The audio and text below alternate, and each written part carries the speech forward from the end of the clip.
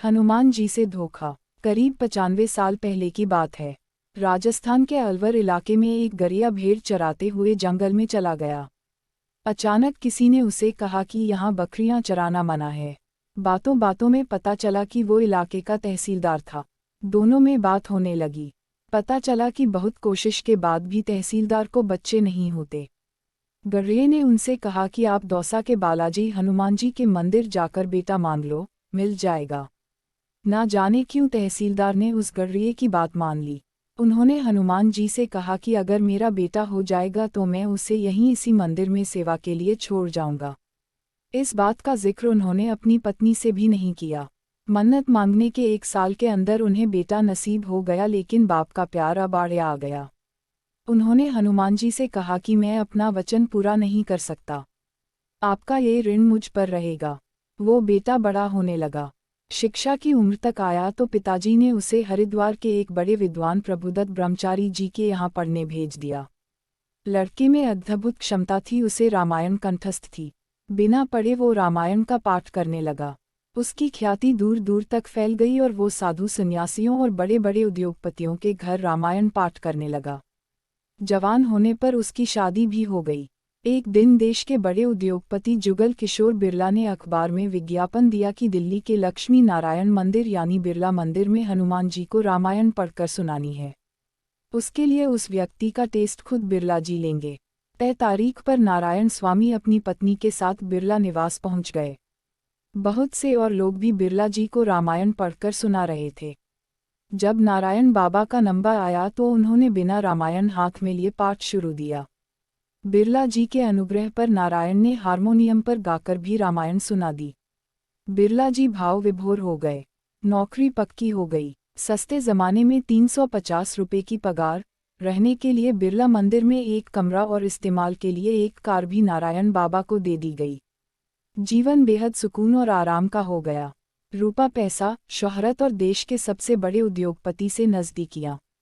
बिरला जी के गुरु चमत्कारी संत नीम करोली बाबा जैसे ही वृंदावन से दिल्ली आए तो बिरला जी ने उन्हें प्रसन्न करने के लिए नारायण बाबा का एक रामायण पाठ रख दिया। बिरला जी ने नीम करोली बाबा से कहा कि एक लड़का है जो रामायण गाकर सुनाता है। नीम करोली बाबा ने कहा कि मुझे भी उस लड़के से मिलना है। जैसे ही नारायण बाबा कमरे में गए तो नीम करोली बाबा ने कहा, तेरे बाप ने हनुमान जी से धोखा किया है।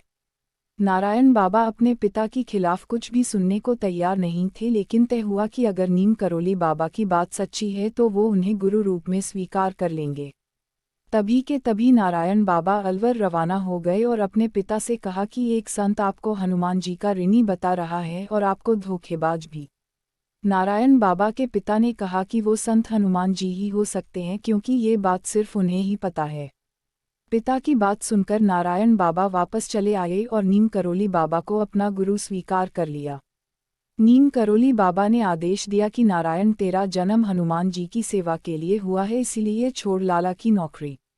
गुरु आदेश मिलते ही नारायण बाबा ने नौकरी छोड़ दी और दिल्ली के मेहरौली इलाके में एक जंगल में एक गुप्त मंदिर में आश्रय लिया। बिरला मंदिर से निकलकर सांप, भूतों और एक अनजाने जंगल में हनुमान जी की सेवा शुरू कर दी। नीम करोली बाबा ने आदेश दिया कि किसी से 1 रुपया भी नहीं लेना है और हर साल नवरात्रे में लोगों का भंडारा करना है। बड़ी अजीबोगरीब बात है कि 1 पैसा भी किसी से नहीं लेना और हर साल हजारों लोगों को खाना भी खिलाना है, लेकिन गुरु ने जो कह दिया वो पत्थर पर लकीर है। बिना सोच के उन्होंने अपना काम शुरू कर दिया। नीम करोली बाबा ने बिरला से कहकर नारायण बाबा की पत्नी को घर चलाने के पैसे हर महीने दिलवा दिए, लेकिन नारायण बाबा को पैसे से दूर रखा। 1969 से आज तक इस मंदिर से हर साल 2 बार नवरात्रे में हजारों लोग भंडारा खाकर जाते हैं। किसी को आज तक इस मंदिर में पैसे चढ़ाते नहीं देखा गया, लेकिन हाँ प्रसाद पाते सबको देखा है। नारायण बाबा आज 94 साल के हो गए हैं, लेकिन गुरु सेवा में आज भी लगे हैं और चाहते हैं कि कम ही लोग उनसे मिलने आए। जय हनुमान जी की जय। बाबा नीम करौली महाराज जी जय। गुरुदेव महाराज।